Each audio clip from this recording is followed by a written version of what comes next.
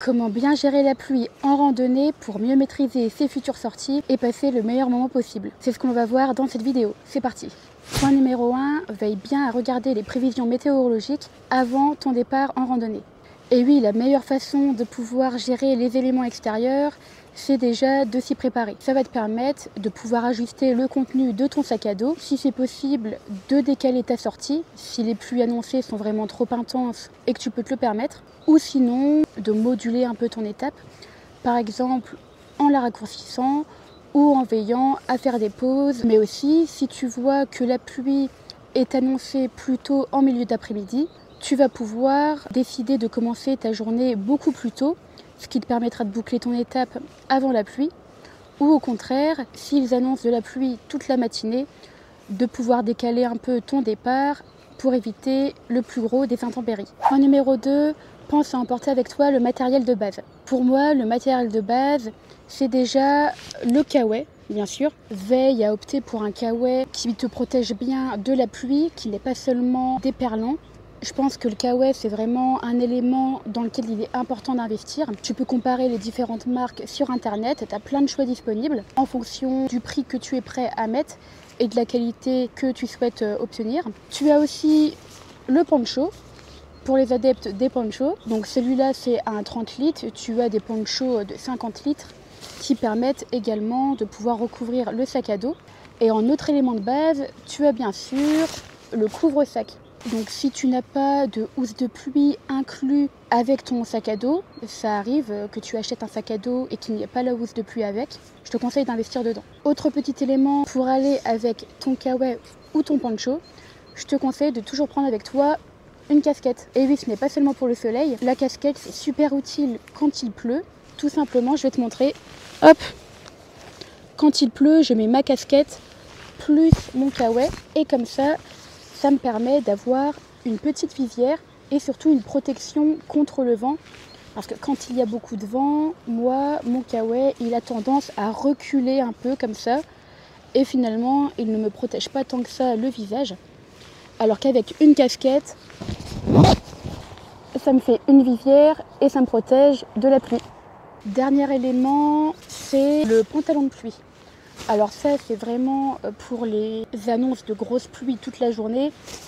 Sinon, moi, pour me protéger d'une fine pluie éparse, on va dire, tout le long de la journée, je favorise toujours de partir avec un pantalon déperlant. Déjà, pour moi, ils sont beaucoup plus résistants que les pantalons simples.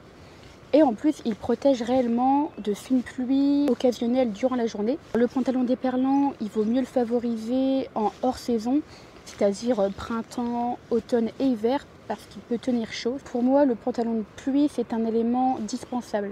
Moi, il m'a surtout servi en pèlerinage à avoir un pantalon de rechange en fait. Quand j'organisais mes lessives en laverie automatique, je me changeais avec le pantalon de pluie et comme ça, je pouvais même laver mon pantalon déperlant, vraiment faire toute ma lessive d'un coup. Donc si vous l'estimez nécessaire, emportez avec vous un pantalon de pluie. C'est vrai que ça peut être pratique quand il pleut vraiment toute la journée. Point numéro 3, pense à bien étanchéifier tes affaires. Alors comme je te l'ai montré, l'étanchéification de ces affaires, ça commence d'abord par la housse de pluie. Ça te permettra de grandement limiter l'intrusion de la pluie dans ton sac à dos.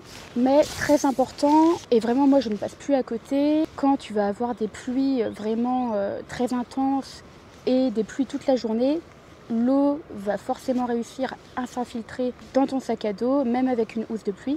C'est pour cette raison que je te conseille de bien étanchéifier tes affaires à l'intérieur du sac à dos, même avec une housse de pluie.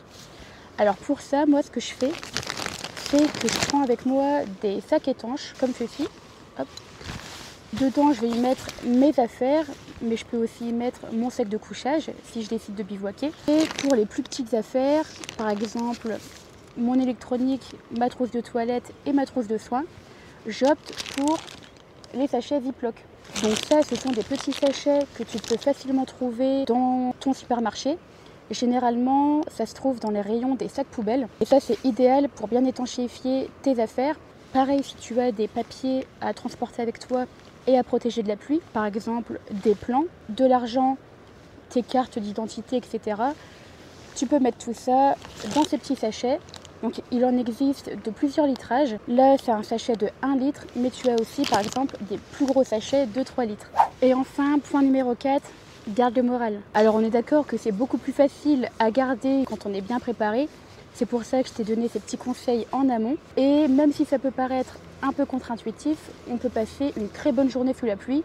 Moi, ça m'est déjà arrivé, notamment quand on est en randonnée très longue durée, en pèlerinage, sur une plus grande distance. Forcément, il y a plus de risques d'avoir des jours de pluie. À ce moment-là, le meilleur allié, c'est le moral, surtout quand on sait qu'on aura les affaires de nuit bien au sec.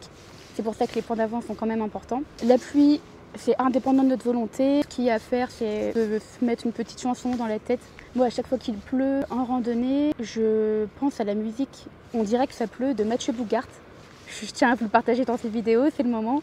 Cette musique, elle est géniale. À chaque fois qu'il pleut et que j'ai pas le choix et que j'ai besoin de motivation pour marcher, j'ai cette musique en tête. Heureusement, en randonnée, il y a quand même pas mal de belles choses à voir, même sous la pluie.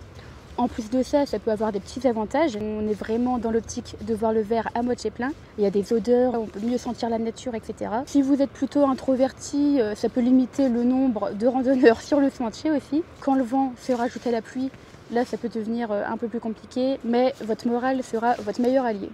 Et voilà, je viens de te partager quelques petits points pour mieux gérer la pluie en randonnée.